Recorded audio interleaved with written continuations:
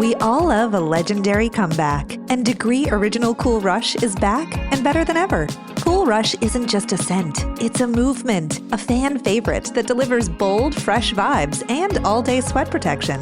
Whether you have a man that spends hours in the gym, heads into the office early, or is just trying to stay fresh on a long day, Cool Rush has their back. Head to your local Walmart or Target and grab Degree Cool Rush, the fan favorite scent from the world's #1 antiperspirant brand. When did making plans get this complicated? It's time to streamline with WhatsApp, the secure messaging app that brings the whole group together. Use polls to settle dinner plans. Send event invites and pin messages so no one forgets Mom's 60th. And never miss a meme or milestone. All protected with end-to-end encryption. It's time for WhatsApp. Message privately with everyone. Learn more at whatsapp.com. Unfiltered discussions. Unexpected guests. No topic is off limits, from sex and relationships to the human condition, personal anxieties, and so much more. The only talk show of its kind in the world. This is The Last Show with David Cooper. Let's get ready to radio.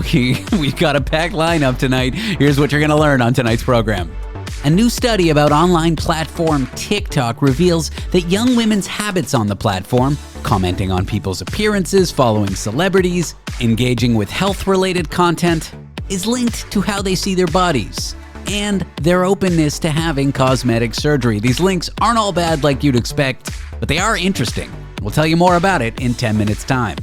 And after that, why do we help our friends when they need it? Is it kindness or survival or some sort of transactional calculation we don't even realize we're making? Halfway through the hour, the science of friendship. You might even get by with a little help from a friend. You'll get by with a little help from a friend. All right, that is merely some of what you'll hear tonight. There'll be more, you'll learn more. We'd better jump in. Want to be part of The Last Show with David Cooper? Call us and join the conversation.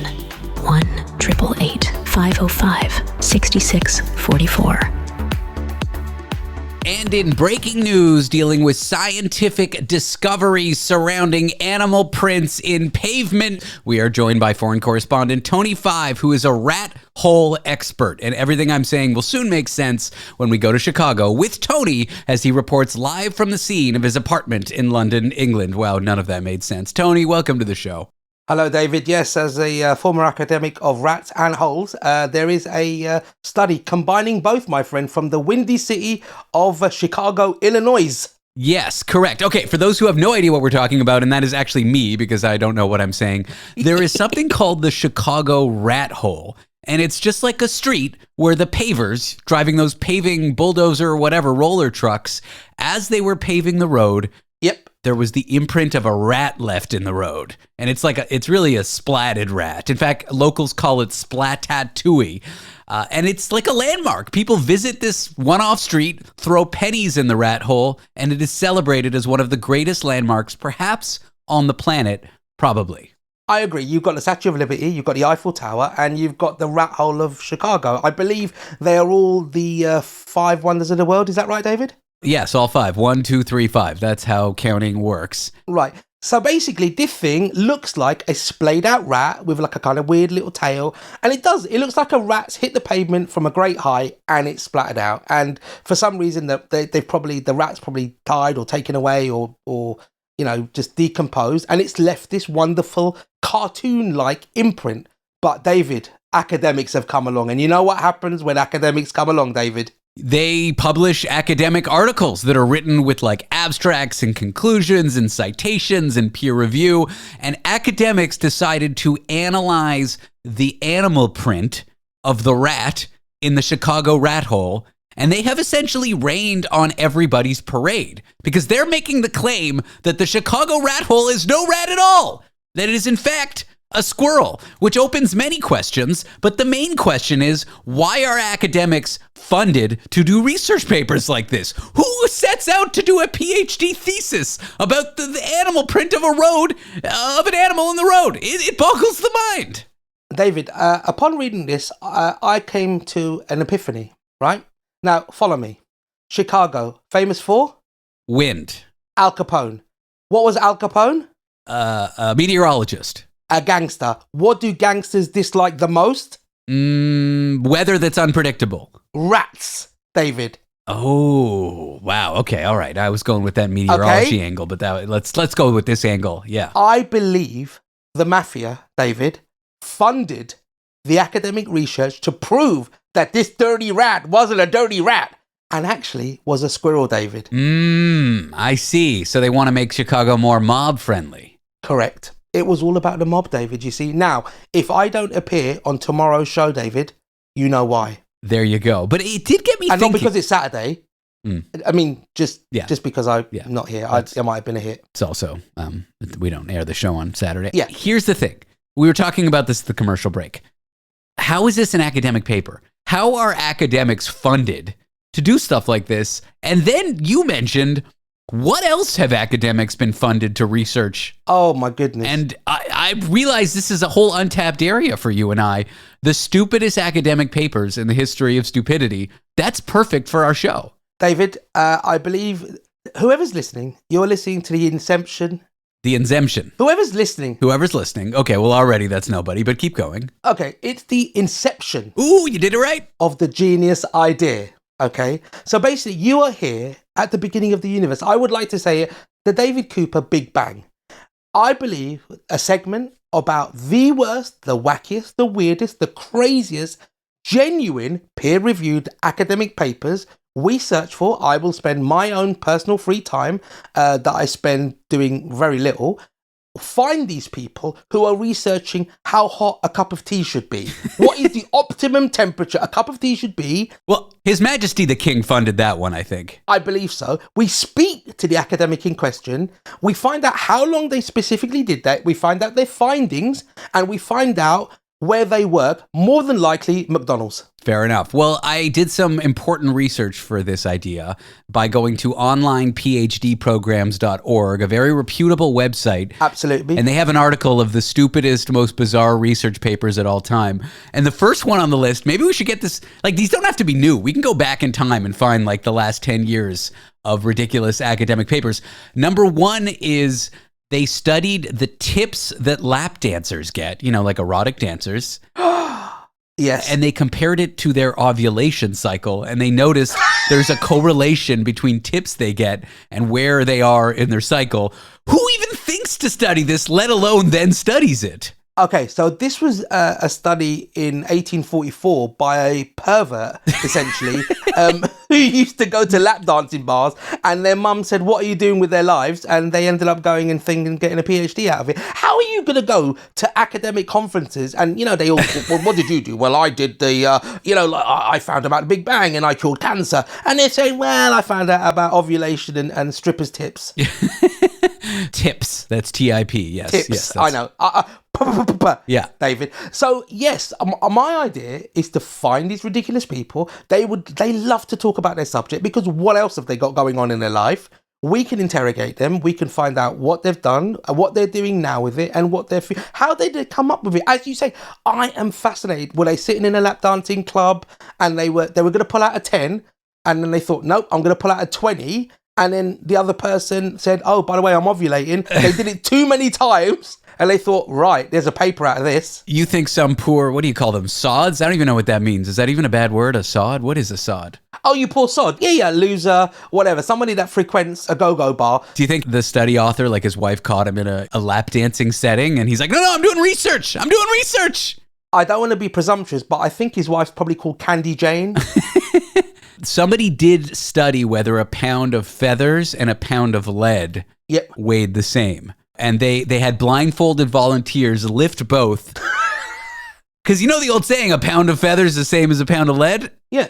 I imagine they did find that because by definition, they're both a pound. Correct. But that was the not the meme, that was the riddle about if you drop them off the side of the building, which would land quicker. And obviously, the assumption is the pound of feathers. But obviously, as you say, because they're the same weight and gravity equals mass times the weight times velocity divided by atmosphere, then obviously they'd hit at the same time. All right, shut up, because I want to get to this this last one. Someone studied whether cat food was palatable to humans. That was out of Brock University in Ontario, Canada.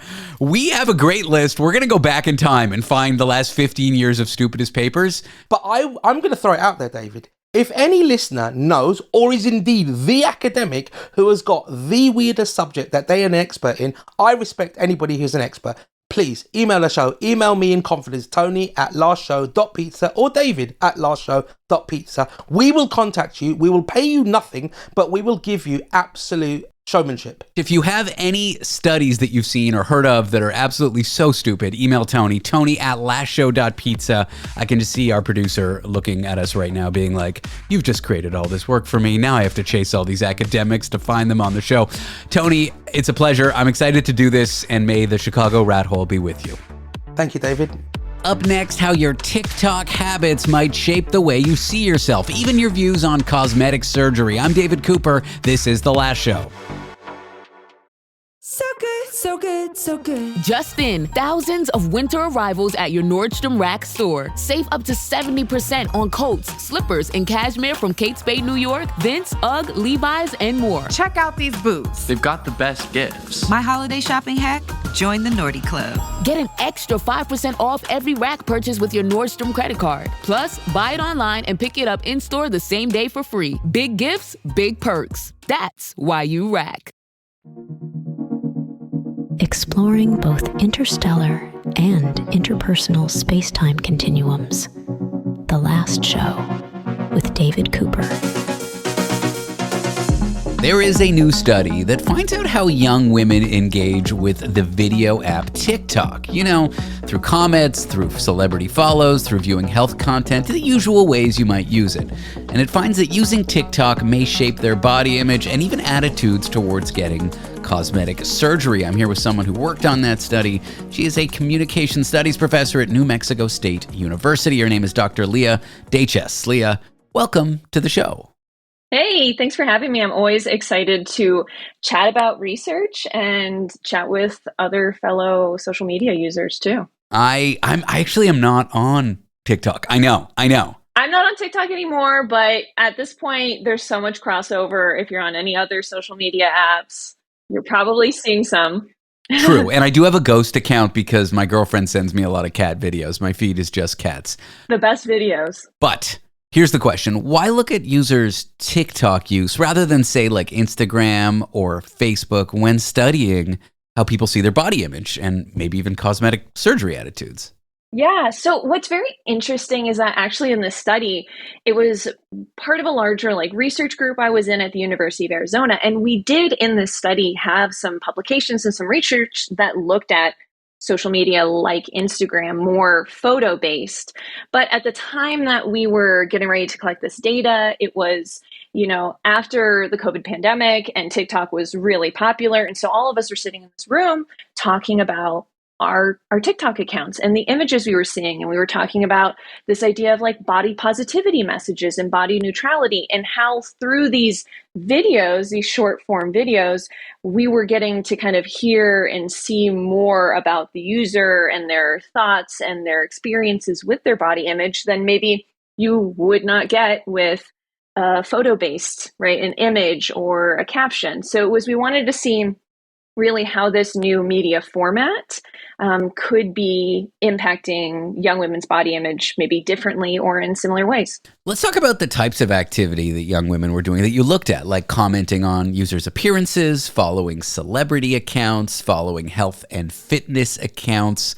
These behaviors, why do they stand out? What were so meaningful about them in your study? Yeah, absolutely. And so, I think very logically, at least to me, this idea of if we're wanting to look at body image, a really popular way we see that transpire on TikTok accounts is through fitness influencers. So if you followed a fitness influencer, fitness account, we could kind of make this more logical connection between that might in some way impact our body image. We might find ourselves socially comparing to this ideal body we're seeing, which could impact our cosmetic surgery. But another prominent way we also see influencers, like the OG influencers, right? These were celebrities. So seeing how young women are engaging and following celebrity accounts. And then one that honestly, it surprised me when a colleague suggested it, but quantifying the number of appearance-related comments on TikTok. As someone who I am so anxious, I'm more of a lurker on TikTok, and I'll just look at videos and I'll like them. I was like, people comment on like others' appearances, and so if you start looking at those comments, you'll notice on more like fitness-based videos, people do engage in those comments. So we wanted to see how, instead of just watching or following, if you actively engaged and you provided feedback, did that change any of these relationships with body image? Interesting. I think the naive view that a lot of people would have is that any kind of social media use is bad, and body image related stuff, even if these influencers are positive about it, would be bad. Is that what you found? Did you find women who engage in this way on TikTok, the outcomes were negative in terms of body image? So they were mixed. So we did have some findings that were on the more negative side. And it also kind of depends, I will say, on people's own perception of cosmetic surgery. So in this paper, we weren't necessarily wanting to look at like, oh, is cosmetic surgery good or bad? We just wanted to know if you were engaging in these types of TikTok behaviors and with these accounts, did it impact your acceptance of cosmetic surgery? So we weren't necessarily kind of taking a pulse on whether societally people agree or disagree, but at that individual level. And so kind of like a really cool and surprising finding that we found was that engaging and leaving on these appearance-related comments on TikTok videos was actually related to higher levels of body appreciation, which is really interesting because it's kind of helping young women perhaps feel better about their own self-image related to their body. And that one was incredibly surprising to me. I thought, if we're commenting on how other people look, that seems, I think, kind of historically something we tend to learn not to do, right? You don't want to comment on, how someone looks. But, we theorize that perhaps these comments, depending on if they were positive or negative, but they could be ways that young women are creating social bonds with one another. Perhaps it's stress reducing. We know from research that leaving comments on social media can have those types of effects.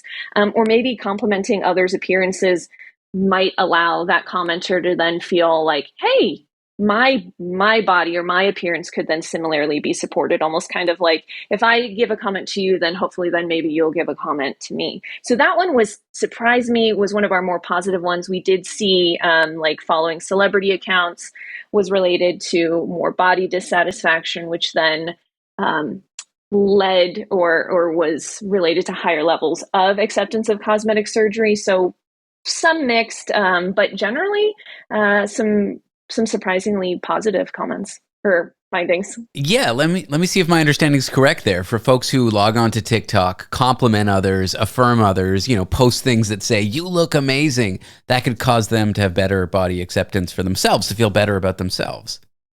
More or less. The only caveat is in our study, we did not look at the specific comments they were leaving. So we can't say the valence. So we don't know for sure if it was like, hey, looking good, or if it was like, I don't know if they would say something like, need a little bit more work on this.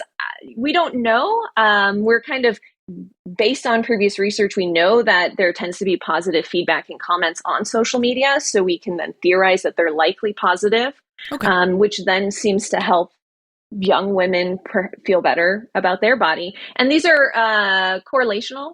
So we don't know for certain that the relationship between leaving comments and body appreciation is causal, but there is a strong association between the two. Got it. And then better accepting attitudes towards cosmetic surgery in general. Are young women on TikTok more accepting of that? Or is there certain types of use of TikTok that could cause me, if I were a young woman, to be more accepting of cosmetic surgery? Yeah, within our sample, it related to the behaviors that they were engaging in. So again, leaving these appearance-related comments we found was related to higher acceptance of cosmetic surgery. And then we also saw the same trend emerge with the more fitness and health TikTok accounts you followed. We also saw this positive kind of association with cosmetic surgery. Do you see TikTok's algorithm playing a role here? Like if someone starts engaging with appearance-based content a little bit, and then the algorithm serves it to them more, and then it shifts their attitude on cosmetic surgery, maybe body image stuff. Do you see the algorithm playing a role here? So unfortunately in our study, we didn't really account or find ways to test the algorithm's function in here. Can you give an opinion? I know maybe not backed by a study. Anecdotally speaking, I've always tried to find ways to try and curate my algorithm. So I'm a Swiftie. I love cats. So you'll see I'll be like, I'm liking those videos because I want more of that. So if we have young women who are watching health and fitness accounts and perhaps maybe they're feeling positive, they're having that sense of body appreciation, they're likely commenting, engaging. And so the algorithm is going to give them more content like that. So sure, yeah, that can start to then lead them in one direction. Or if maybe, they watch a video that's talking about the negatives of cosmetic surgery, that could then take them into a more negative algorithm about cosmetic surgery. Well, Leah, thanks for chatting with me about your study. It's been an interesting conversation. I appreciate you coming on the show. Thanks for having me. I always love talking about research, so I appreciate it. Dr. Leah Dajches is a communications studies professor at New Mexico State University. Coming up next, friendship. Why are we friends with people? And why do we help friends when they need it? It's not as transactional as you'd think. Details in a minute. Want to be part of the last show with David Cooper? Call us and join the conversation. 1-888-505-6644.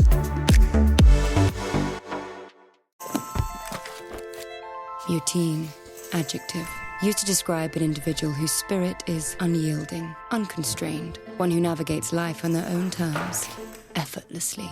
They do not always show up on time, but when they arrive, you notice an individual confident in their contradictions. They know the rules, but behave as if they do not exist. Routine, the new fragrance by Miu Miu, defined by you.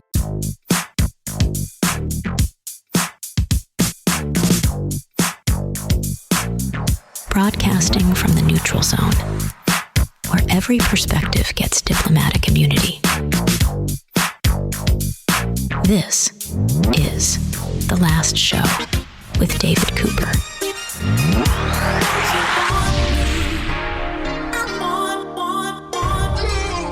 Do you get by with a little help from your friends? Well, there's a new psychology research paper that looks at why we help our friends when they need it. The study challenges the idea that friendships are merely transactional and looks at why true friends help when it matters the most. I'm here with someone who worked on that. Her name is Dr. Jessica D. Ayers, and she is a psychology professor at Boise State University. Jessie, welcome to the show. Thank you for having me. I sometimes talk to academics, researchers who study things that are like doom and gloom. I feel like friendship, that's such a nice thing to study. What got you interested in this particular research paper? So really, it's that we don't actually know anything scientifically about friendship.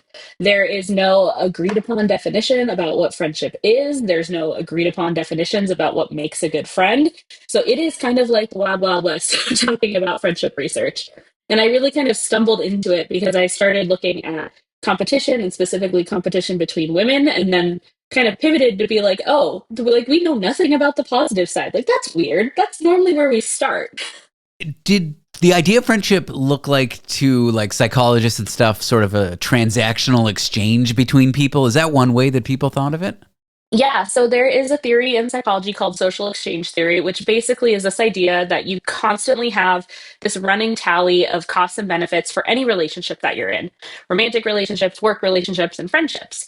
And so some researchers have actually proposed there's nothing special about friendship. There's nothing that's unique about it. So we use that same kind of mindset when we enter into these relationships, which is weird because it means that you're going to your best friend with a running tally of this is the benefit you gave me, but this is the cost you gave me, and making the decision about whether or not you're going to keep that best friend based off of there being more benefits than costs. And anyone that's ever had a best friend knows that that is not really the way it works. Yeah, Dan, you just take, and take. No, I'm kidding. Dan, you're great. That's my friend Dan. I don't know why I brought him up. Let's look at the history of friendships. Like, how did our ancient ancestors use friendship to survive? And how does that sort of lead into where we are today?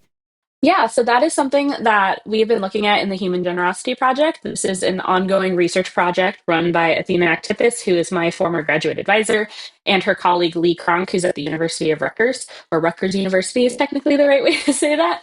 Um, and they were looking at how to actually survive. They have 10 field sites across the world. I was working on the human subjects experiments in the US, but there are 10 additional field sites that are looking at more traditional cultures and looking at what their social relationships look like. And what they find kind of universally across all of these field sites is there is a specific type of relationship that we call a friendship that really is about just helping your friend, that specific, really important friend to you when they are in need, as opposed to keeping a running tally of debts. That's not to say they don't have that kind of relationship, but the really important one is the one that's actually helping when they're in need. And it leads to long-term survival outcomes that go above and beyond this kind of debt account keeping friendship. Interesting. So do we do it out of altruism? Are we motivated by some expectation they'll be there for us in the future? Like, what are some of the reasons we help our friends, if not to just keep a tally of good deeds and bad deeds kind of thing? So I wouldn't say it goes fully into altruism, because when we think about altruism, you're actually stepping into a huge debate about whether altruism actually is a real thing or whether there's always some kind of self-motivated aspect of altruism and whether or not that makes it an altruistic act. But really, it's about valuing the person and valuing the social relationship that you have and kind of building off of that. So it's not necessarily an expectation that they will be there for you when you need them, but that you value them so much, you value their welfare, and your welfare is kind of tied with theirs, that it leads to you kind of helping them because in the long run, that helps you as well. So I guess, are there other reasons why we might be willing to go out on a limb for a friend? Like, what makes a good friend, basically, is what I'm asking. That is a great question. I will tell you in 5 years when I have the answer. I'm just kidding. So a lot of the stuff that myself and my coworkers, for example, Jamie Krems at UCLA, have been working on is like, what are the actual things we want from our friends? What rules do we want them to follow? What traits do we actually care that they have? Turns out everyone likes a friend that's reliable, trustworthy, honest. And what surprised us, because it goes against what a lot of the traditional social psych literature says, having a friend who is actually just going to help you when you're in need and not necessarily expect you to pay them back. And people actually don't care about whether or not their friends are really paying them back in the long run. There's a little bit of literature that says like it makes us really uncomfortable as humans to talk about like, I have to have an equal relationship. You did this for me. I have to give this back to you. Like it makes us really uncomfortable. And for some people, they actually say that it like gets rid of this idea of friendship, that we no longer are talking about friends when we move it into that category, which is crazy because that's the way a lot of the underlying theories that have been used so far have really talked about friendship. We're listing all the reasons that make a good friend on like a rational level. We're being descriptive about them. But for me, friendship feels a little bit, I don't know, instinctive. Mm-hmm. Did you find any of that in your research? Like there is no good reason. It's sort of something I want to do without having this rational explanation. Yeah, and even when we kind of get answers like that from participants, we still can pull out what those rational reasons are. So that's kind of, at least for me, the really cool part, because it talks about this underlying psychology of like, what are we actually looking for that leads to this feeling of it being instinctual and leads to this feeling of like it actually working. And this is the way it is. And this is what makes me feel good about it. Because, you know, as a scientist, you never want to stop and just say like, oh, people feel great, therefore we don't need to know why. Because when we talk about the negative things about not having friends, which super cool facts are like having really good high quality friends actually shorten your healing time after surgery or cancer diagnosis, Yeah. like long-term life benefits. Like we want to understand why that happens. And so stopping at just like they make us feel good isn't necessarily satisfying, because if you have someone that's struggling to make friends or they don't feel like they have these good relationships, we would want to be able to talk to them about like, well, here are the things that maybe you should start looking for in friends. Tell me about risk pooling. What does that have to do with friendship? Yeah. So going back to what you asked about earlier about how our ancestors may have survived with friends, if you think about the way that people in more tribal societies or even people before, you know, the Industrial Revolution would have lived, we would have really kind of been on our own trying to do all this stuff. So we wouldn't have had fire departments if our house caught on fire, police if someone was robbing us. We wouldn't have had grocery stores to go get our food. We would have been doing this all on our own within a community that we were living in. And so risk pooling is this idea that we're all going to face all of these different risks when it comes to living. We could have a fire take our house. There could be a flood. Our crops could fail, or something more drastic, like there's a huge earthquake and for some reason everyone survives the earthquake, but nothing else survives the earthquake. So this idea of risk pooling is that we are kind of putting together what all of our risk is in a collective pool to be able to actually not be as affected by any individual risk. So if we kind of take that to friendships and we take that to what the Human Generosity Project has been looking at with the Maasai people, their version of a risk pooling relationship is called osotwa, where they are pooling the risk that their cattle will not survive because their cattle is what they use for their livelihood, food, source of cash, everything. And they trade cattle as opposed to trading money. So with this risk pooling, what they're actually doing is they're kind of buffering having to take that individual risk on themselves that they're going to have some disastrous thing happen. Their herd is going to be decimated, and they're kind of putting it in this collective pool between them and their friend. So if something happens to one herd, they can reach out to that Osatwa partner and ask for help to get their herd back to a size that they can live off of if their friend is actually able to help them. Now, is that something we see in the animal kingdom? Because you're talking about risk pooling, and I'm thinking about how animals cohabitate for similar reasons, or is it a uniquely human thing? Ooh, that is a good question because I don't know the answer to that. Food for thought, I guess. Good food for thought. I would not say that I would think it's uniquely human. I think there's probably instances of animals doing it as well, but I definitely know more about the human side. Fair enough. Well, thanks so much for talking to me about what it means to be a friend and why we're there for our friends. I appreciate you coming on the show, Jessie. Of course. Thank you for having me. Dr. Jessica Ayers is a psychology professor at Boise State University. Coming up next, there's new research showing how people actually use AI, to help them write and stuff. And the ones who are doing it, well, actually, the research shows that not that many people are using AI. But the ones who are narcissistic, Machiavellian, even psychopathic. Details in a minute. Want to be part of the last show with David Cooper? Call us and join the conversation. 1-888-505-6644. This episode is brought to you by State Farm. Listening to this podcast? Smart move. Being financially savvy? Smart move. Another smart move? Having State Farm help you create a competitive price when you choose to bundle home and auto. Bundling, just another way to save with the personal price plan. Like a good neighbor, State Farm is there. Prices are based on rating plans that vary by state. Coverage options are selected by the customer. Availability, amount of discounts and savings, and eligibility vary by state. We're here because your heightened awareness deserves heightened entertainment. The last show with David Cooper. Everyone seems to talk about AI like it's everywhere. I'm guilty of doing it on this show. Things like AI taking our jobs, writing our essays, maybe plotting world domination. But what if hardly anyone is actually using it? And the ones who do, they might score higher on narcissism, Machiavellianism, and psychopathy. I said one of those words wrong. But if you use AI, you might have dark personality traits. Well, that's exactly what a new study reveals. I'm here with someone who worked on that study. His name is Dr. David Markowitz. He's a professor in the Department of Communication at Michigan State University. Dave, welcome to the show. Thanks so much for having me again. It's a pleasure being back. I have used AI to help with emails, maybe summarize an academic paper I don't understand about AI so I can talk about it on this show. Possibly even writing intros to your shows, maybe. Who knows? Maybe. Or maybe I use them and then I tweak them a bit to make them sound like I wrote them. Exactly right. Who's really cheating? The question, though. Yep. What does that say about me? And are people really not using AI as much as we think? Yeah, so let me tell you a little bit about a study that we published a few weeks ago. So we collected a ton of web browsing histories from students and also the general public. They voluntarily gave us their web browsing histories for up to about 90 days. These are all Google Chrome users. And we looked at what percentage of their website histories on average were related to AI. and turned out to be 1% of student web browsing histories is related to AI. Now, the interesting thing is I just gave a talk on this paper a few days ago, and folks, I asked in the beginning of the audience, what percentage of all websites do you think students are going to be using AI with? And some are going to say 80% or 50%.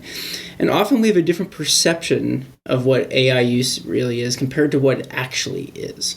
And it turns out that it might be more infrequent than we actually think.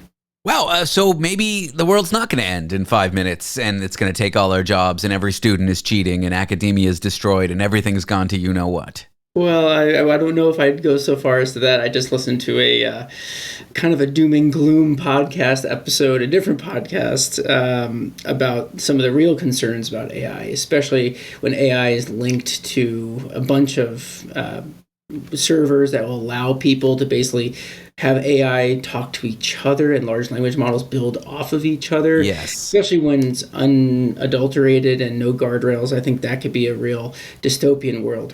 But for now, we're just talking about student web use and also general public web use. And we found that it's relatively infrequent, but still a meaningful percentage of what people are actually doing online. Well, you didn't rely on surveys. You actually analyzed, web browsing data, which is really cool to me. Why does that give us a better insight than what students are just saying when they fill out a survey? Yeah, it's actual behavior. So there's a lot of reasons why people do self-reports. They're a lot easier to administer, and it's very familiar for participants, but we didn't want to rely on that. We wanted to go into the world and see what people were actually doing in terms of their web browsing history. Now, one other thing that we also had here, which I think was a really cool insight, is we correlated how often people used AI, their behavior, and we correlated their self-report use of AI. So how well do our perceptions match the actual behavior? And they were only moderately correlated. If you know what correlation coefficients are, it's about 0.3. Which is not super high, but still meaningful, but not super high. I've spoken to friends who are professors. We have some people who come on the show regularly who are professors, and they are complaining that students are generating essays using AI. It's a mess. Yep. Does your study reveal that things might not be as bad as they feel to certain professors, that academia is not doomed because of ChatGPT? So I definitely think that there is reason for concern, obviously, based on how people use it. Not necessarily the frequency, at least from our paper. It's not like 50% of web browsing history was AI related. But what we did look at in this study was what were people doing before and after their AI use. And really what was quite telling was after AI use, it was really instrumental in terms of what people were completing. So they were very task-oriented. So they were completing their homework, basically. So indeed, a lot of the things that students were doing were matching the concerns or perceptions that professors often had. Oh boy.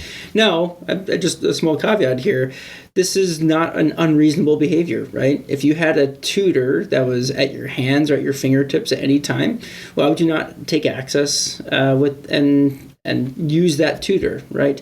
There is a concern of the degree to which students are actually internalizing that information and developing critical thinking, but that's a conversation for another day.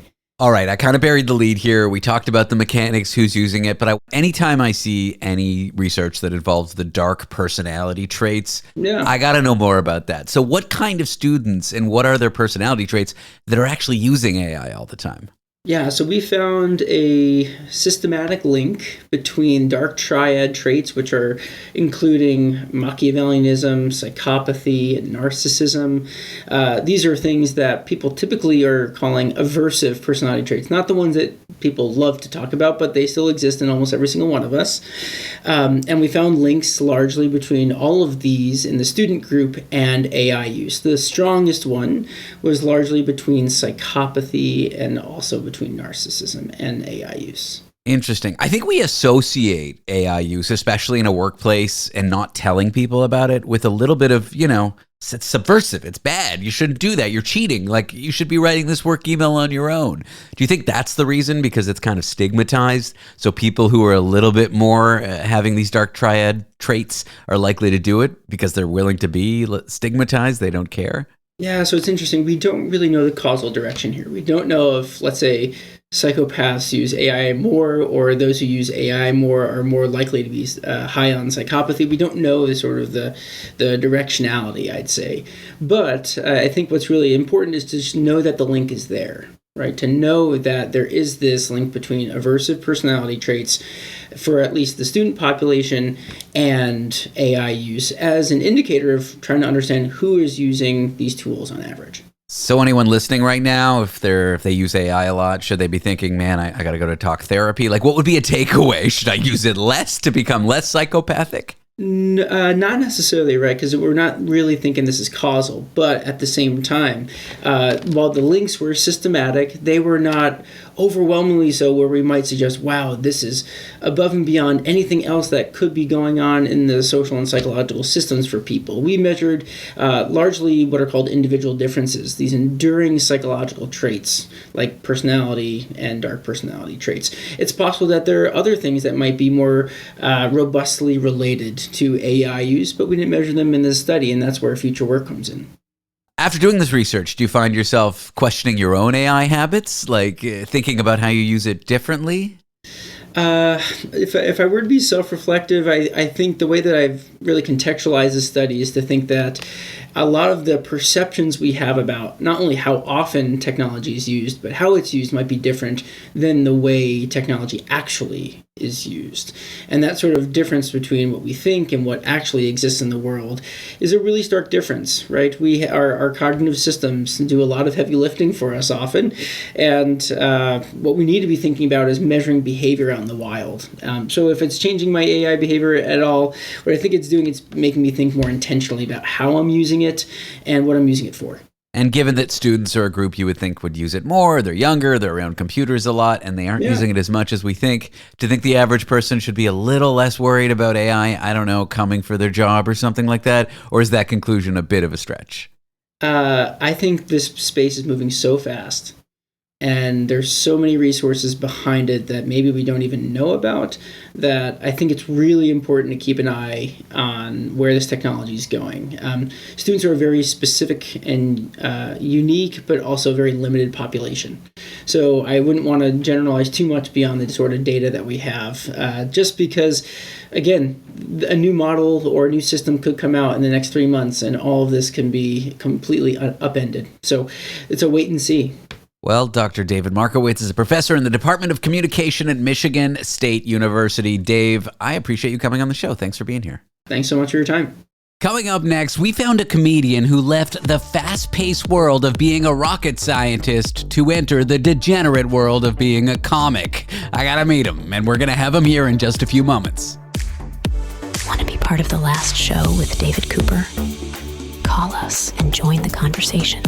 1-888-505-6644. When it comes to what your family eats and drinks, you know your choices matter.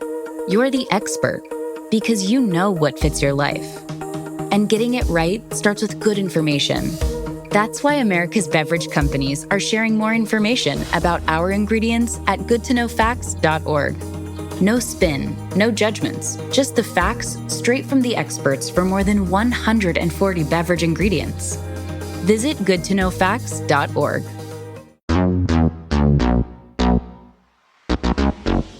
Where intellectual honesty gets witness protection from social prosecution. The Last Show with David Cooper.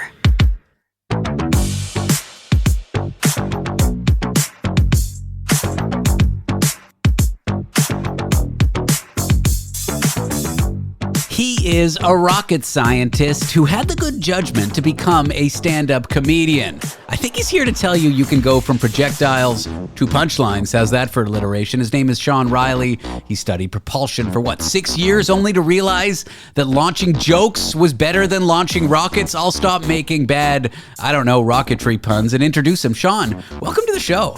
Thank you, David. I have one more for you.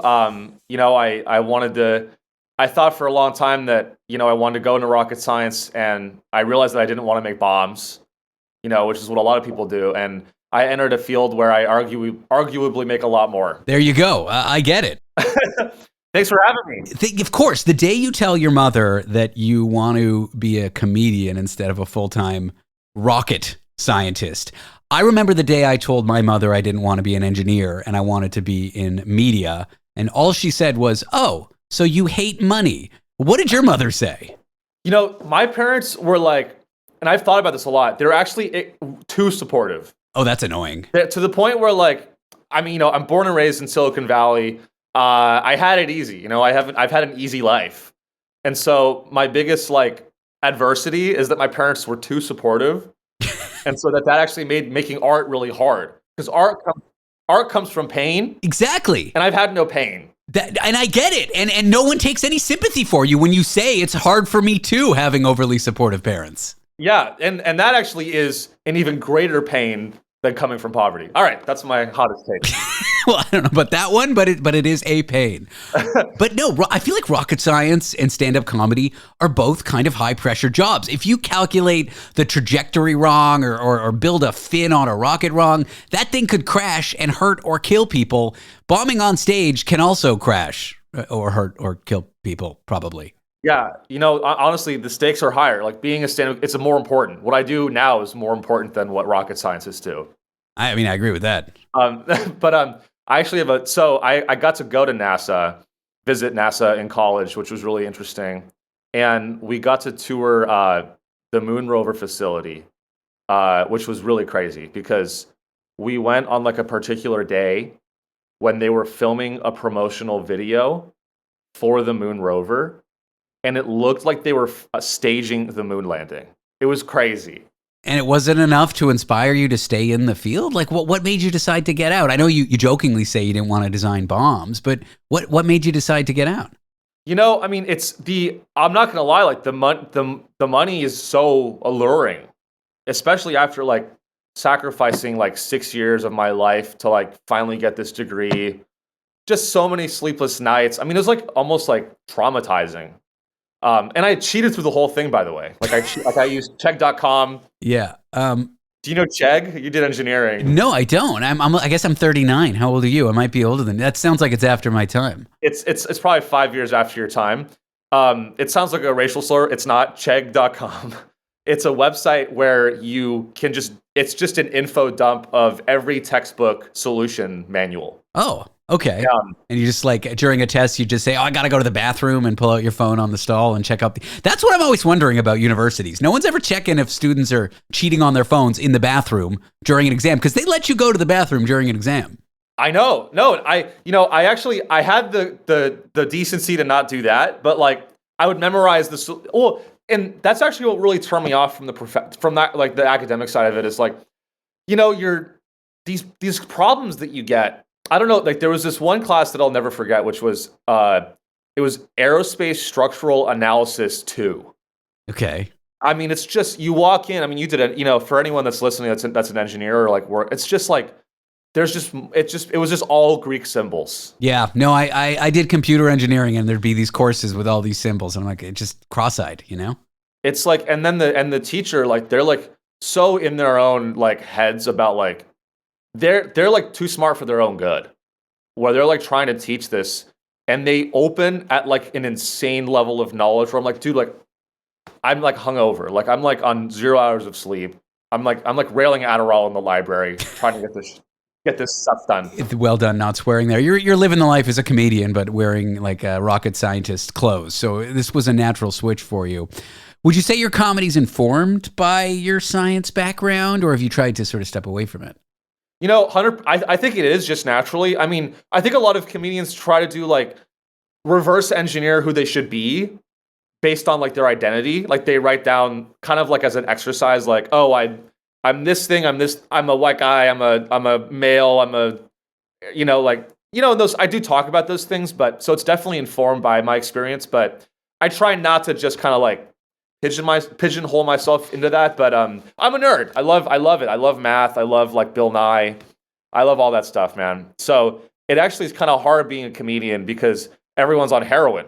And like I'm like, hey guys, like, do you want to talk about like fractal derivatives? And they're like on heroin. They say no. I want to talk about where I can get more heroin. Yeah, they're like, like I stole some copper. I'm like, Like, let's talk about the material properties of copper. And they're like, do you know where it is? I just love catalytic converters. I want them and I steal them because they're cool. But that's why I love comedy, is like, it truly is the intersection of every type of person. Yeah. Really beautiful. Whereas, to answer your question, like, aerospace engineering, it was overwhelmingly male, which is fine, but it's just boring. It was a boring. I'm not to offend anyone listening. Actually, I don't care. It's boring. How dare you? My father was a rocket scientist. He was not. My grandfather built rocket. No, he didn't. None of them did that. Yeah, no, comedy, people don't really talk about this, but it really is like a melting pot for every socioeconomic bracket, every person from every walk of life, every part of the world, every religion. And it's kind of a weird community that you wouldn't have people otherwise mixing. And that kind of makes it cool, whereas I imagine rocket science students, maybe not so much. Yeah, I thought you were going to say comedy is a really cool industry because it's people from every sociopathic. Oh, that too. I mean, yes, every degree of sanity and sociopathy is there. You get psychopaths, and there's probably a nice comedian. I mean, I've never met one, but there's got to be one who does charity out there somewhere, probably. I'm the first. I'll be the first. All right, I'll see you at the soup kitchen next week. Yeah. So you've been touring around. You've got a show in Toronto at the Backroom Comedy Club. Yes, I do. For those who are interested in going, just check out Backroom Comedy Club. That's on October 24th. What can we expect to see at the show? Like, are you up there for an hour? What's going on?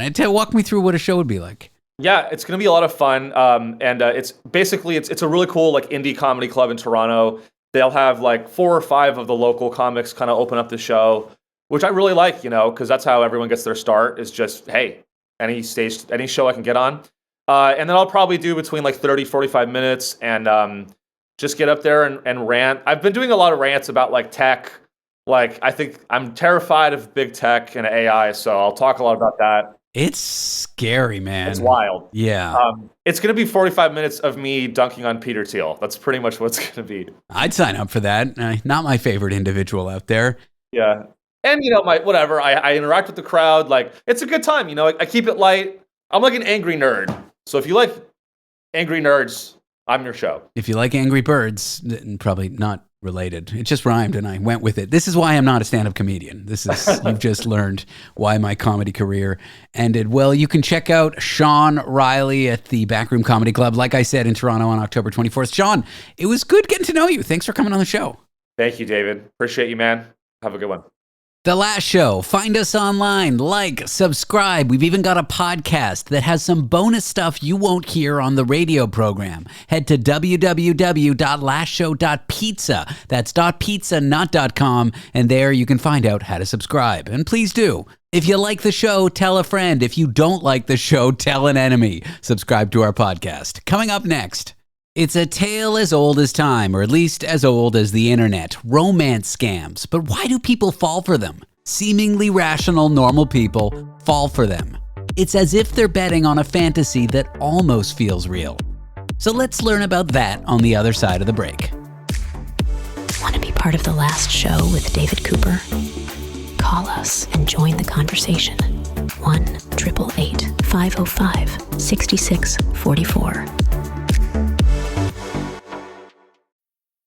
This episode is brought to you by Marshalls, where you never have to compromise between quality and price.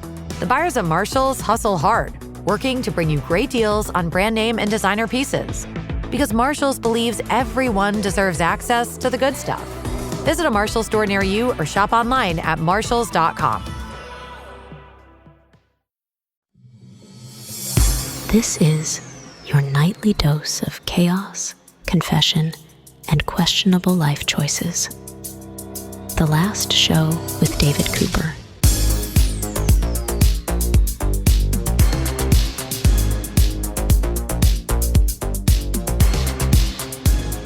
Why do people fall for scams that seem completely unbelievable? Prince of a foreign country loves you and you need to wire him money. Romance scams. Most people don't actually believe them at all. They're just betting on a fantasy that almost feels right.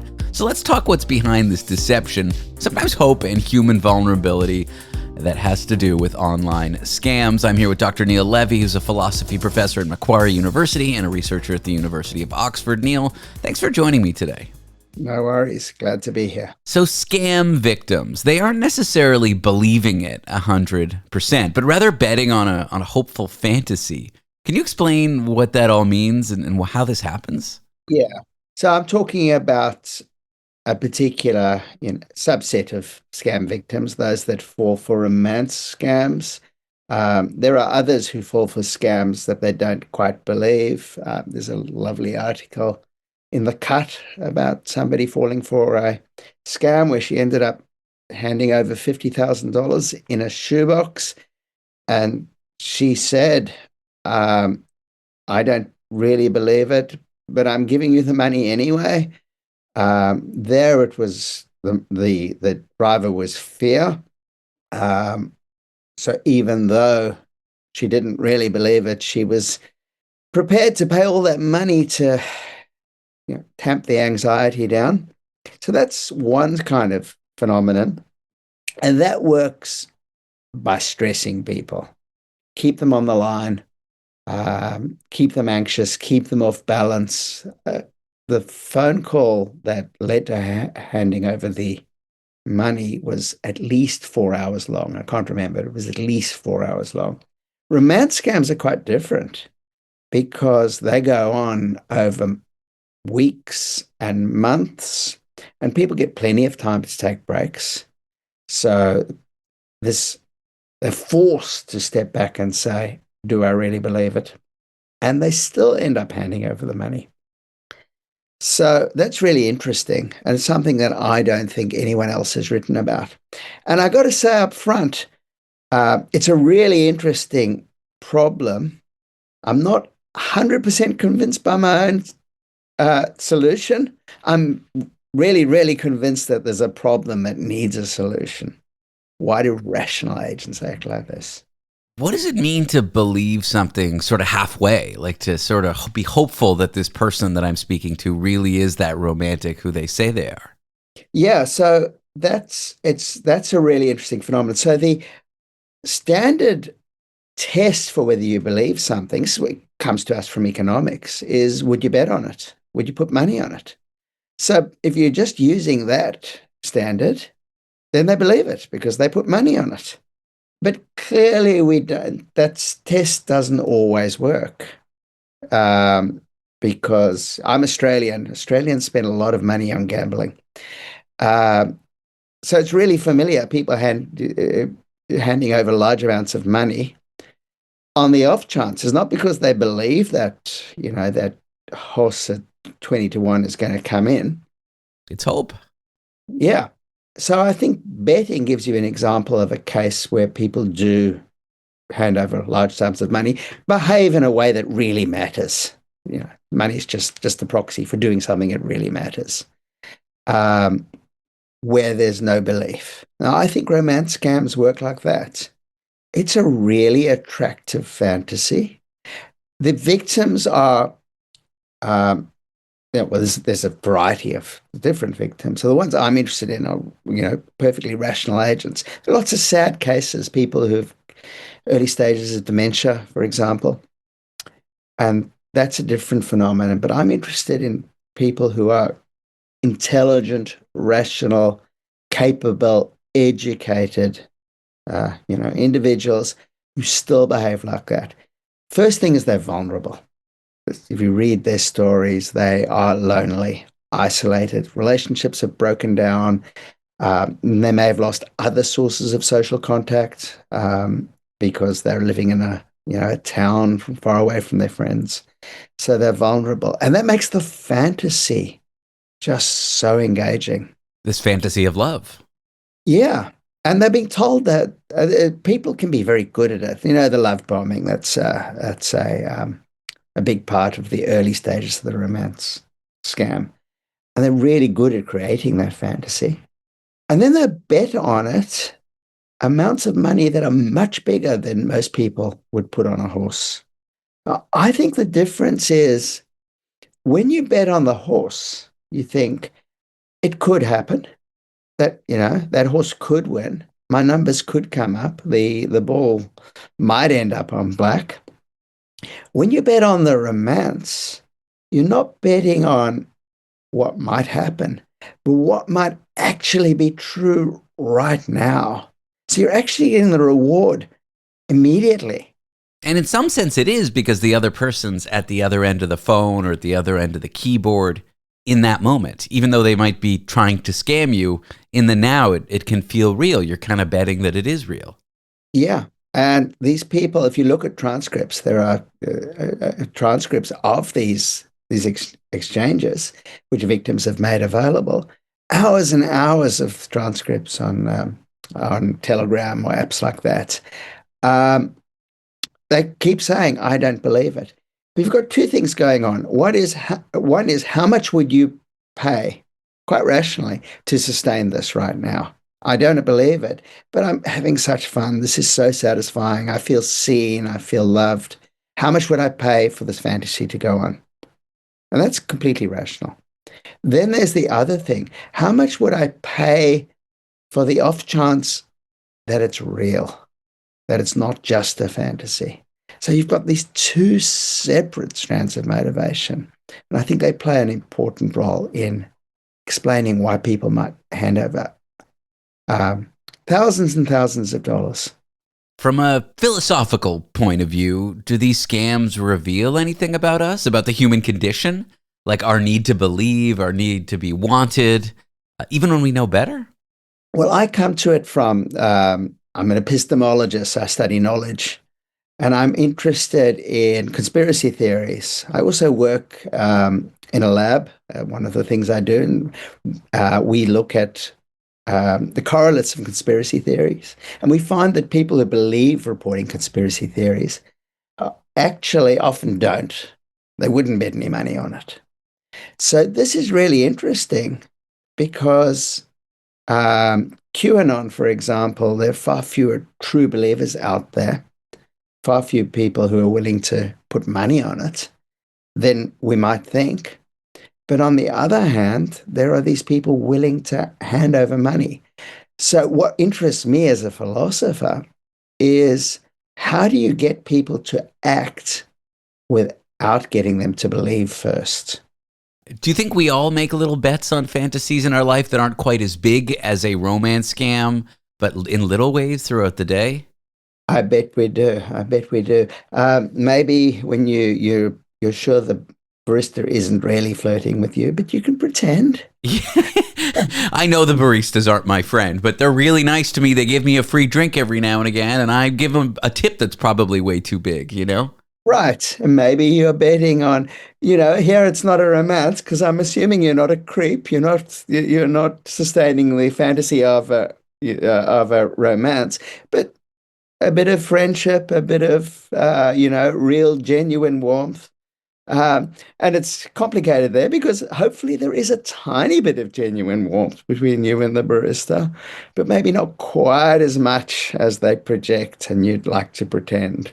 So I think this kind of interaction, which is really completely innocuous as long as you don't become the creep and, hit on the poor barista, I think it's a perfectly defensible fantasy we can all bet on, and as long as we can afford it, no harm, no foul. Well, Neil, thanks for talking to me about what you wrote and about romance scams and the philosophy behind them. I appreciate you coming on the show. Thanks, David. Neil Levy is a philosophy professor at Macquarie University in Australia and a researcher at the University of Oxford. Up next, just when you thought we'd learned everything there is to know about toilets, comes the mushroom toilet. We'll tell you all about it in a minute. I'm David Cooper. This is The Last Show. At Blinds.com, it's not just about window treatments. It's about you, your style, your space, your way. Whether you DIY or want the pros to handle it all, you'll have the confidence of knowing it's done right. From free expert design help to our 100% satisfaction guarantee, everything we do is made to fit your life and your windows. Because at Blinds.com, the only thing we treat better than windows is you. Visit Blinds.com now for up to 50% off site-wide, plus a professional measure at no cost. Rules and restrictions apply. Broadcasting intimate details and useless information from an undisclosed location in New York City. The Last Show with David Cooper. First, mankind invented the wheel. Then we split the atom. We put a man on the moon. But those achievements pale in comparison to what our next guest has miraculously brought us. The world's first mushroom-powered toilet. And it could replace those stinky, stanky porta potties. It's a fascinating project. And I am here with someone who directs the Biogenic Architecture Lab at the University of British Columbia. And his name is Joseph Dahmen. Joseph, welcome to the show. Good morning. Thanks for having me. Was that too hyped an introduction? I love your project. When my producers sent me toilets, I just said yes. And then when I found out it was mushroom toilets, I said yes 100 more times. And that's the story of how you ended up here. David, I love the setup, partly because there are a few things that we've been doing for a couple thousand years in more or less the same way. And using water to carry our solid waste away from us, to get it sort of downriver, downstream, or now to treatment plants, is something we've been doing for a couple of millennia, all the way back to the ancient Rome and even before that in Mesopotamia. And we're really convinced that there's a much better way to approach it. So I really like the setup in the kind of long history and the long view. Well, think about it. All the infrastructure, all the plumbing, all the water waste, all the electrical waste, all the difficulty of sewage treatment. And when it goes wrong, it goes so wrong. It makes us and our community sick. Solid waste is a problem, isn't it? It's interesting that you say that, because solid waste can be a problem, but it can also be a tremendous source of rich nutrients that feed ecosystems. So if you look at the way, say, a forest works, there's no waste there. And if a tree falls, fungus and bacteria move in and break it down and make it available, those nutrients available to other organisms in the forest. And it's part of a circular cycle. And so really what we're trying to do with this myco-toilet is kind of engage the same processes so that we don't just look at it as waste and something to get as far away from us as possible, but look at it as a source of nutrients. So how would it all work? Is it like an outhouse with a bunch of lovely mushrooms growing where the waste drops? Like what do these toilets look like? And I know one is testing near a University of British Columbia. Tell me all about it. Yeah, so we just opened a pilot project in the Botanical Garden at UBC, which is a beautiful spot. I encourage any of your listeners to get out there if you can.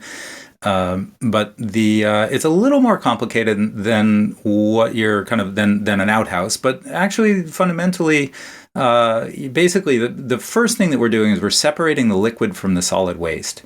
And so once we do that, we prevent the decomposition from going anaerobic, which is just a word that means without the presence of oxygen. And we eliminate a lot of the ammonia buildup that is responsible for bad smells when waste goes anaerobic. And so it smells a lot better. As soon as you separate the liquid from the solid waste, the breakdown happens in a different kind of way. And you can think about something like if a dog, takes a on the lawn, after a few days, it really dries out and it stops smelling at all. And we're actually adding mycelium, which are the root networks of mushrooms, to further eliminate the smell. So what we found in the Hallam lab, I've got many collaborators on this project, but one is Stephen Hallam, is a microbiologist who's been looking at this in the lab, and he's found that actually there's about a 90% reduction in the volatile organic compounds that come off a pile if we put it in a kind of mycelium vessel. So we have these mycelium-lined crates with the mats of mushroom roots that help break it down. And so that's the kind of the tech behind it. But I'm trained as an architect and a designer. So I run this thing, the Biogenic Architecture Lab, and we look at things from a design perspective. So we've really taken great care to select materials that are super sustainable in making this modular toilet that can just be dropped in with all the systems are ready to go. We've got ventilation systems, so there's lots of fresh air. It doesn't feel like any toilet that you've ever been to. So it's a really pleasant experience. And we want to use the architecture as a way to kind of recontextualize an act that we all do multiple times a day, often without thinking. I'm looking at a picture of it here. Architecturally, it looks beautiful. It looks like a great looking John. Much better than a porta potty or a porta john. It's a place where I might like to bring a book and have a nice time sitting there. We hope you will, David, and we take that as high praise. Thank you, because we really have gone out of our way to make sure that the experience is a super pleasant one, because we can also recognize that, where access to plumbing, central plumbing, is difficult or costly or just doesn't make sense. A lot of people, the common solution is a chemical toilet or a porta-john. And that's many people's worst experience in recent memory, is being in one of those things on a hot day. Horrific. Yeah, horrific. And the smells, and they use a lot of toxic chemicals and biocides that literally turn human waste into a toxic material. And with all the kind of smells associated. So we've really gone out of our way to we put a green roof on it so it stays nice and cool. We've got a ventilation system that pulls fresh air in. It's a nice place to hang out. Is the future here like rethinking how major solid waste treatment facilities or sewage treatment facilities get constructed and using mushrooms to help break things down? Or is this more just a replacement for those rows of blue porta potties, at a concert outside on a hot day? That's a great question. So I think in the near term, certainly the most immediate substitution is just to think about anywhere we have a kind of portable toilet. This goes in, it's modular, it can just get kind of plopped down in the place of one of those. In the longer term, I think that probably in super dense cities, I'm not sure a kind of individual approach like this makes perfect sense. I think it will probably be something like neighborhood scale treatment plants. So you can look at the city of Vancouver is a good example. We have about 5 wastewater treatment plants that do the entire city. So we have a whole system of gray infrastructure that's super expensive to install and maintain, and requires a tremendous amount of energy to actually operate, to kind of clean up all the waste that we put into all that water before we release it to rivers and streams. So I think in the long term, many of these techniques can function on a kind of larger scale, but it probably isn't at the scale of individual homes. It's probably at the scale of sort of neighborhoods, but for many communities, it actually could function this way. And so we're looking partly at the sort of operational concerns to make sure they're super easy to service, require only a few visits a year, and actually generate valuable material that can be used right on site. Well, what is the generated material that's so valuable? Is it just mushrooms? Is it the nutrients? What is it?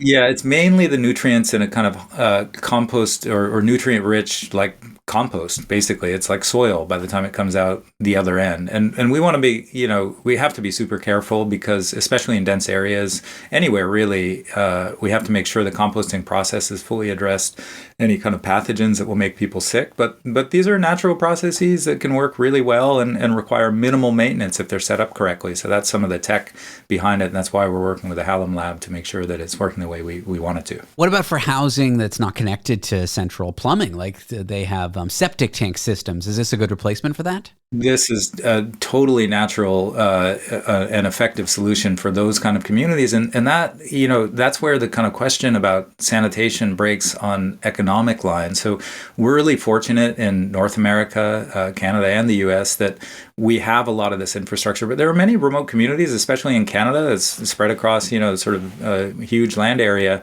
where there aren't centralized systems. And so this makes a really, can be a super cost-effective way to treat waste in those scenarios. And then in a lot of lower income countries, they simply can't afford the centralized infrastructure.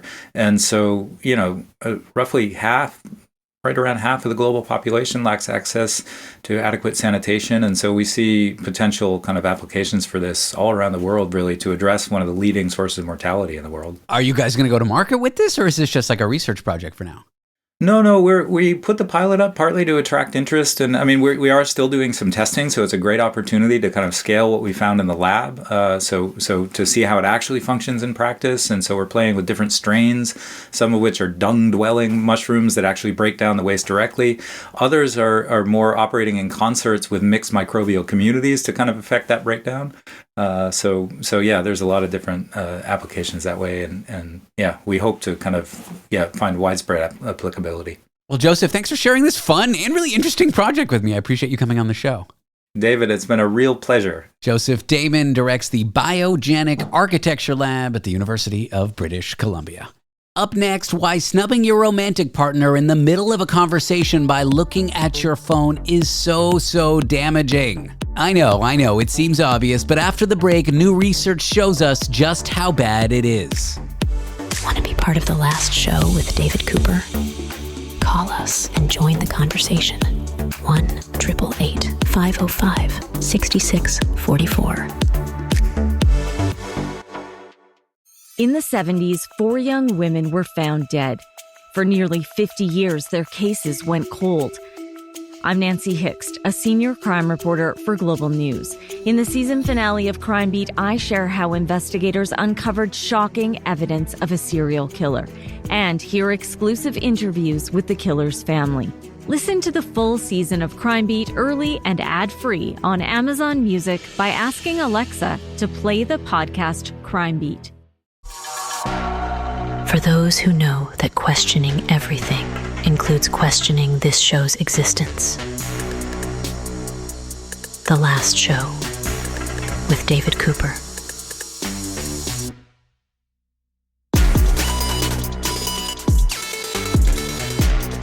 You're sitting with your partner, your boyfriend, your wife, and mid-conversation, they glance down at their phone. That moment when their attention shifts from you to a screen has a name, phubbing, like snubbing with your phone. Tonight, let's explore how this small act of digital distraction can erode affection and satisfaction in your relationship. It's not such a great thing. I'm here with someone who studied this. Her name is Dr. Amanda Dennis. She's a professor of communication at the University of Connecticut. Amanda, welcome back to the show. Thanks so much. It's great to be here. Phubbing. Why study this? I feel like this is like a modern feature of relationships that we just didn't have 10 or 15 years ago. Yeah, it's becoming an increasing issue. Probably everybody who has a phone, and pretty much everybody has a phone, has phubbed at some point. So it's pretty normal to look at our phones while we're with a partner, while we're hanging out with people. Sometimes we're seeking information, but other times it can come across as maybe not interested in the interaction that's at hand. So we were really interested in this during the pandemic specifically because couples were experiencing a lot of isolation, a lot more time together. And so we started to wonder, is phubbing like better or worse during these heightened times of interaction? Because if you're getting tons of time with your partner, maybe it's okay if they look at their phone now and then. You've already had a lot of interaction with them. But it's also possible that it's even more upsetting because you're trying to turn to them for support. This is a difficult, stressful time. And so you might be even like more attuned to their, bad phone behavior, if you will. Logically, when you're spending a lot of time with a partner, you should split it up into 2 types of time. It's like distracted phone, reading my book, watching TV time, and then quality time. It's when it's just always kind of distracted time that I think is, for me, the real problem. Let's talk about something called affection deprivation, because your study connects that with phubbing. Yeah, so affection deprivation is the idea that we each have our own preferred level of how much affection we receive in our relationship. And there's a whole literature on this centering around what we call affection exchange theory, which basically says that affection is good for our relationships, it's good for our health and well-being, that we're kind of evolved to want and need affection. And so building from that basis, we would then say that when you're not getting enough affection, that can be really bad for you at an individual and a relational level.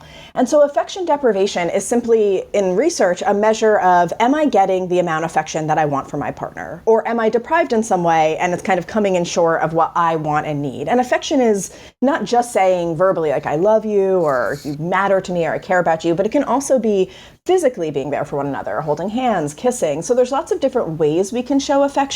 And this is really a broad assessment of, am I getting my affection needs met? And if my partner's staring at the phone all the time, it would stand to reason that, no, you're not. Now, there is something interesting in your study that I've never thought of. And if my naive take on it is that it wouldn't damage relationships or starve the other for affection. But if both people are glued to their phone, you'd think that'd be fine. But it turns out not always. Right. So we were also interested in what we called phubbing similarity. So if, for example, you're in a relationship with someone and you both have this maybe explicit or implicit agreement about how you use your phones, then maybe that cancels out the negative effects. Like if we both think that we're okay playing on our phones when we're together, then maybe it's okay for us to both be sitting here and, be looking at our phones instead of engaging with one another.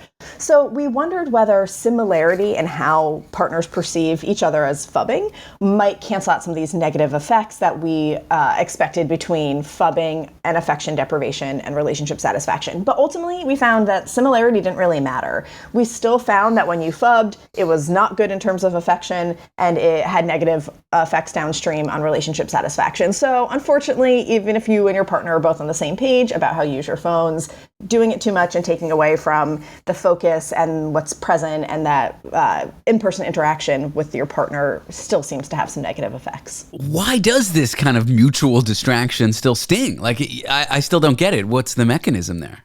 Yeah, so what we kind of theorized in the study, and we didn't test anything causally, so like we can't say for sure, it wasn't an experiment, but we looked at affection deprivation as that mechanism that's explaining the negative effects of phubbing. And so our idea here is that if you're phubbing one another, whether it's one or both of you doing it, that you literally don't have the bandwidth or the physical ability to be as affectionate with your partner. If you're holding your phone, you can't hold their hand. I guess maybe you could be on your phone and snuggling, but you're probably not as dialed in and as focused when you're doing those things. And definitely to communicate, if you've ever tried to carry on a conversation while you're also texting, you probably know this, but it's very difficult to be multitasking and saying things that are loving and kind and warm and really focused on your partner when you're also trying to read or text or do something else on your phone. And so with that kind of distraction element, I think that's probably what's guiding the connection between phubbing and affection deprivation. We just can't be as focused, and so we end up not investing in our relationships. Now, phubbing can't be the only, relationship, disconnector. It can't be the only bad thing we do. How does it compare to something like, not making eye contact, or maybe multitasking while your partner talks? For example, we always talk while I'm cooking. I hope that's not a bad thing, but I'm chopping and I'm focusing on the onions and I'm talking at the same time. I just mean, how does it compare to other distractions in a relationship? Yeah, that's a great point. I mean, some of the other things I think of as being distracting, like cooking or going on a walk together, walking the dog, like other physical activity, you're sort of still in it together, perhaps in a way that when you're phubbing, oftentimes if both partners are on their phone, I guess maybe they're playing a game together, but for the most part, you think of them doing more individual things, right? Like looking at your own feed, looking at your own emails, answering texts. And so I think it's maybe about how dyadic it is, how much you're kind of tuned into each other while you're doing those other activities. But I think anything that has the potential to be a distraction to an extent where it hinders communication would probably have those same negative effects. So, hey, if you can chop the vegetables and still carry on a full conversation, that's probably not too bad for your relationship. If you need to be reading a recipe and really focused and measuring everything, you're probably going to have a harder time communicating. So it's probably about that level of distraction and ability to multitask. I do feel armed to make the argument that my girlfriend has to stop using her phone while we watch Jeopardy together based on your research. So thank you for that. Perfect. Glad to help. Is there a healthy amount of phone use in a relationship? Maybe using it at certain times, maybe a certain setting, being stricter about it. There's got to be some healthy amount of phone use in a relationship. Yeah, there is some work that suggests that mutually agreed upon phone use time or boundaries about when you do and don't use your phone is generally going to mitigate the negative effects that we see with phubbing. So it's unrealistic to think that people aren't going to use their phones. It's about how and when, and that it's not taking away from needed in-person time. So we didn't look at this, but I would guess that if you have a lot of affection in other aspects of your relationship, or that you're doing a lot of other in-person activities together, that then maybe a little bit of phubbing here and there isn't the worst thing. It might not even be considered phubbing because perhaps it's not interrupting your interaction. It's when it crosses that line into this was meant to be our time and now it feels like it's phone time, that then it can become problematic. There's got to be someone listening right now, and that someone is probably me, who realizes, I do this sometimes. I'm the phubber in the relationship. How can one start to repair the damage they've done or change their behavior? What recommendation would you make to them?